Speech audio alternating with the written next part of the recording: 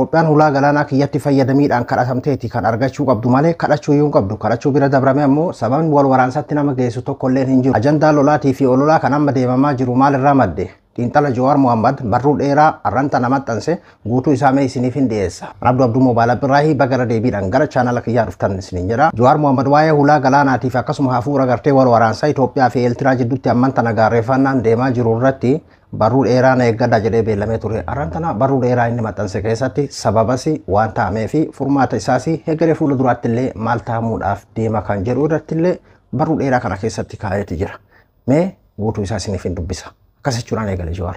Hulaa galaanaa lolaan moomalaani tooftaawwan Abiy Ahmadii fi murni isaa gaaga'ama diinagdee fi nageenya Itoophiyaan keessa jirtu irraa ijaa fi gurra uummataa maqsuudhaa fi fayyadamaa jiran keessaa tokko olola hulaa galaanaati. Hulaa galaanaa qabaachuun dantaa diinagdee fi nageenya biyyaa kamiifuu waan barbaachisaa ta'uu waan wal falmisiisuu miti. Garuu ammoo biyyoonni hundi garbaa fi galaana waan hin qabneef laandilookiin carraa buufata doonii filachuu hin qaban. Itoophiyaan biyyoota carraa san dhabe keessaa ishee tokko. Sababni biyyi teenya hulaa galaanaa itti dhabde walxaxaa fi seenaa adeemsa uumama Itoophiyaa ammayyaatiin wal qabata. Itoophiyaan uumamaan garbaa fi galaanaan daangeffamuu baattus buufata doonii mataa ishii qabaachuu wanti dhorgu hin jiru. Kanas seeraa fi diinagdee mirkaneeffachuu danda'a. Gama seeraatiinis waliigaltee addunyaa United Nations jedhamuun biyyoonni galaanaan hin daangeffamne mirga buufata doonii fayyadamuu akka qaban lafa kaaya. Biyyi ollaa galaanaa daangaa jiru martinuu warra daangaa hin jirree fi tajaajila buufata doonii kennuu akka qaban dirqa. Raawwiin isaa mariif waliigaltee irratti hundaaya. Gama diinagdeetiinis ta'u Itoophiyaan ulaa galaanaa argachuuf atakaroo isii hin barbaachisu. Ollaa kamiinuu wal loluu dhiisii sheelleqachuuyyuu hin qabdu. Kadhatamuu qabdi malee. Kanaaf ammoo sababa lamatu jira. Tokkoffaa biyyoonni ollaa galaanaan daangeffaman shaniin marfamtee jirti. Shanan kana keessaa sadeenii fi Jibuutii, Somaaliyaa fi Eertiraan biyyi ollaa buufata doonii isaanii fayyadamuu dandeettu Itoophiyaa qofaadha. Nu qofatu maammila isaanii ta'uu danda'a jechuudha. Olloonni lamaan hafan Keeniyaa fi Suudaan yoo ta'es maammiltoota hedduu hin qaban. Kanaafuu biyyoota kana akkaataa si'aayinaa fi gatii tajaajila buufata doonii isaaniitiin wal dorgomsiifnee keessaa filachuu dandeenya. Fakkeenyaaf Ugaandaan akkuma Itoophiyaa daangaa hulaa galaanaa hin qabdu. Keeniyaa fi Taanzaaniyaa wal dorgomsiisaa kan gatiif tajaajila irraa wayyaa qabu fayyadamti. Nuti kan biyyoota sharaniin marfamne filannaa san caala qabna jechuudha. Lammaffaa Itoophiyaan uummata miliyoona 130 fi teessuma lafaa hedduu bal'aa waan qabduu fi carraa gabaa oomishuu fi bitachuu guddaa qabdi. Meeshaa daldalaa fi ala erguudhaaf galchitu yeroo yeroodhaan guddachaa deema. Kun ammoo buufata biyyoota ollaa kana wal dorgomsiifne keessaa filannee fayyadamuudhaaf humna guddaa nuuf laata.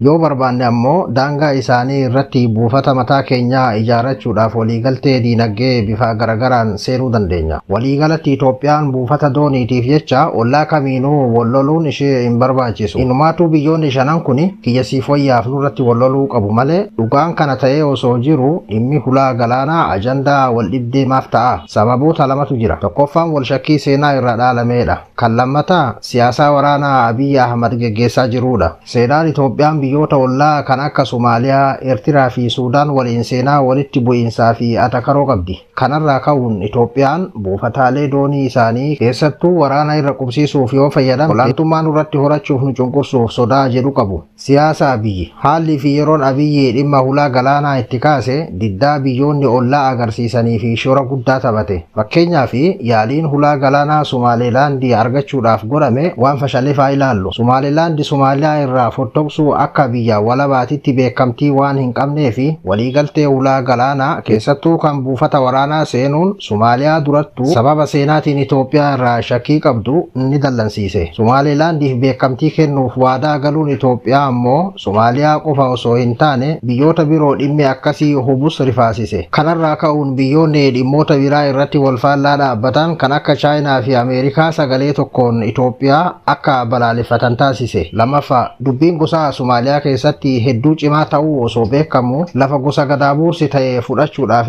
pirezidaantiin gosaan Isaaq ta'e walii galame. Kana jechuun osoo dhiibbaan addunyaatu jiraachuu baate warri Gadaabuursi buufata doonii san lafarratti ijaaranii itti fayyadamuudhaaf rakkoo cimaa uumu. Maarree dhimma buufata doonii kanarratti maaliif karaa dippiloomaasiitii fi diinagdeetiin yaaluu mannaa eeboo mirmirsuun filatame? Abiyyi dhimma kana waan itti yaadee dhugaan itti qophaa'ee itti seenee miti. gaafa hulaa galaanaa gama Somaaliyaa kaasu sani mormii biyya keessaa itti ka'ee ture hulaa galaanaa isiniif argamsiise olola jedhuun ofirraa maqsuu yaadeeti. Osoo dhugumaan hulaa galaanaa daangaa Somaaliyaa argachuudhaaf karoorri jiraate gaafa pirezidaantii Sawwalii walitti shariikan Farmaajoo pirezidaantii dura Sawwalii walitti shariikan aangoorra jiru dhiheessuudhaaf qaba ture. Inni garuu erga Farmaajoon aangoorraa bu'ee namni biyya diina Itoophiyaa taateen deeggaramu aangoorra bahee booda gaafii buufata doonii dhiheesse. Bifuma wal fakkaatuun dubbiin Asab fala itti godhuu osoo barbaade gaafa Isiyaas waliin somba tokkoon harganaa turan san kaasa ture. Akka warra gaafa dubbeen aruuza oowwaa ture san achi ture irraa akka mirkaneeffadhetti Abiyyi gaafuma tokkollee dhimma hulaa galaanaa kana jara Eertiraa irratti sirnaan kaasee hin beeku.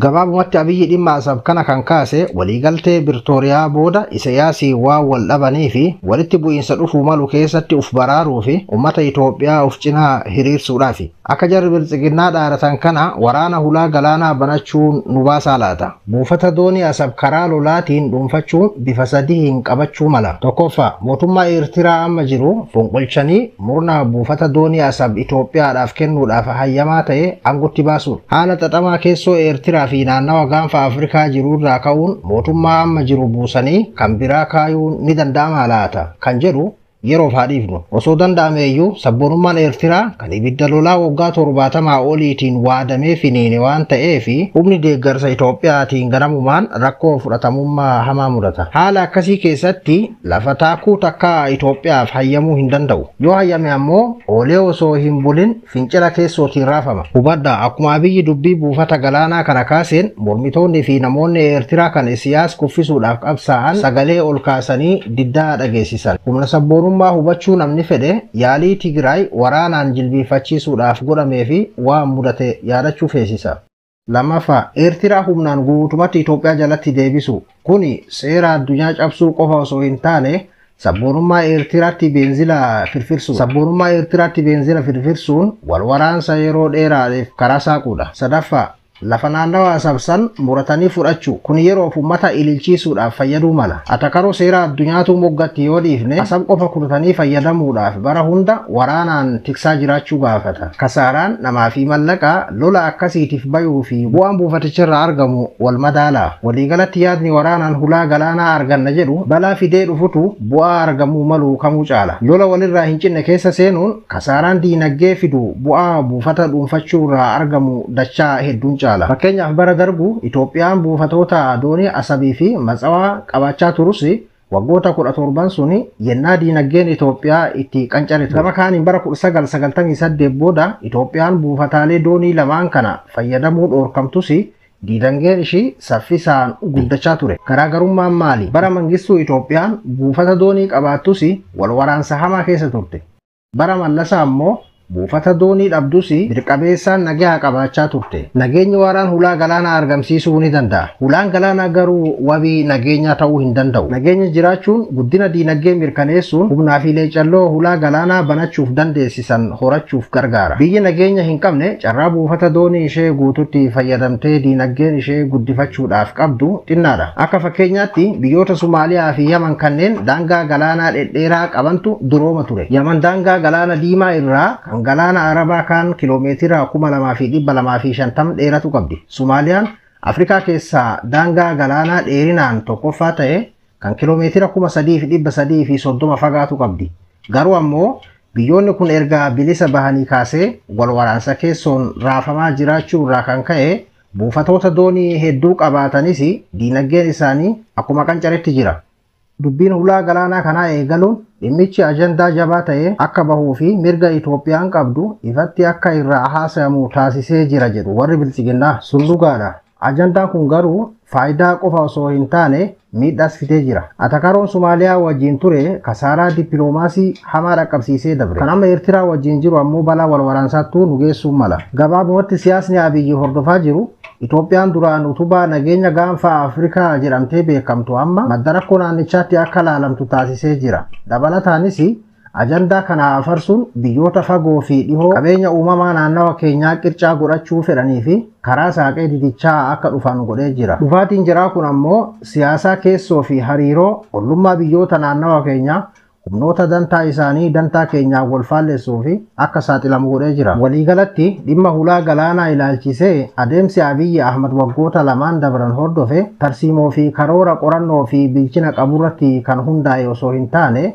hoy yerootiin kan geggeeffame ta'uun buufata doonii argamsiisuu dhiisi carraa gara fuuldura argachuuf qabnus kan miidhuudha. Biyyoota ollaatirraa buufata doonii humnaan fudhachuuf dhaadachuun isaa jarris sodaarraa ka'uun biyyoota diina Itoophiyaa ta'an waliin tumsa tolfachuu akkasumas tarkaanfiilee wal waraansaa keessoo keenyaa hammeessan akka fudhatan taasisuun miidhaa nageenyaa fi dippiloomaasii qaqqabsiisee jira. Amma yeroo Itoophiyaan wal waraansa keessootiin raafamaa jirtu maqaa hulaa galaanaatiin lola biraa ufitti dabaluun balaa hamaa kan lubbuun turu biyyattiitiifuu sodaachiftutti of geessuudha. Akkuma jalqaba irratti tuqame akka biyya galaanaan hin daangeffamne takkaatitti Itoophiyaan mirga buufata doonii fayyadamuu seera addunyaatiin mirkanaa'ee qabdi. Caalatti ammoo biyya gabaa guddaa qabdu taate biyyoota daangaa galaana qaban shaniin marfamtee waan jirtuu fi buufataalee doonii isaanii gatii rakasaan wal dorgomsiiftee fayyadamuu dandeessi.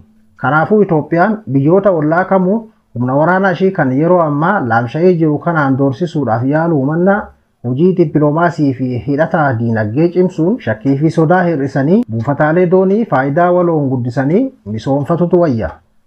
Gaafa nagaan keessoo keenyaa mirkanaa'e diinagdeen keenya guddachaa gabaa keenya daran bal'isee biyyoonni har'a buufata doonii nuuf laachuuf mataa maran cufti nu kadhachuudhaaf hiriira galu. Kanaafuu uummanni keenya ololas ta'e lolli maqaa hulaa galaanaatiin yeroo ammaatti geggeeffamu faayidaa fidurra miidhaan akka caalu beekee dura dhaabbachuu qaba. Jalqaba wal waraansa keessoo keenyaa dhaabuun nagaa adeeffachuun bu'uuraalee misoomaa fi hawaasummaa lolli nu jalaa mancaase deebisnee erga ijaarannee booda humna gama maraa horannee dhimma hulaa galaanaa mala itti dhoofna.